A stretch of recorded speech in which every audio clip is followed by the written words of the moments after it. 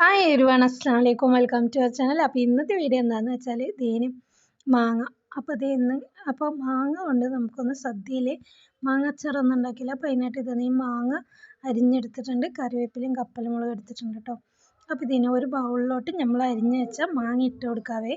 അതിലോട്ട് കാശ്മീരി മുളക് പൊടിയും സാധാരണ മുളക് പൊടിയും കൂടി ഇട്ട് കൊടുക്കാം. അതിലോട്ട് കുറച്ച് കടുക് പൊടിച്ചത് ഇട്ട് കൊടുക്കാം, ഉലുവ പൊടിച്ചത് ഇട്ട് കൊടുക്കാവേ.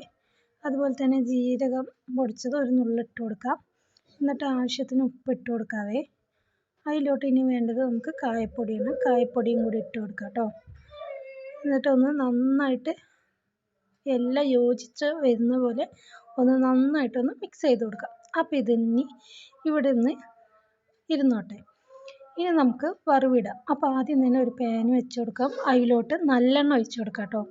എന്നിട്ട് കടുക് പൊട്ടിച്ചെടുക്കാം. കുറച്ച് ഉലുവയും കൂടി കറിവേപ്പില കപ്പൽ മുളക് ഇട്ട് നമുക്ക് ഈ മാങ്ങയിലോട്ട് ഈ വറവൊന്ന് ഒഴിച്ച് കൊടുക്കാം. അപ്പോൾ നന്നായിട്ട് എല്ലായിടത്തും എത്തുന്ന പോലെ നന്നായിട്ടൊന്ന് യോജിപ്പിച്ചെടുക്കാം കേട്ടോ. ഇതുപോലെ ഒന്ന് മിക്സ് ചെയ്ത് കൊടുക്കാവേ. അപ്പോൾ അടിപൊളി ടേസ്റ്റാണ്. എല്ലാവരും ഒന്ന് ട്രൈ ചെയ്ത് നോക്കണേ. Thanks for watching.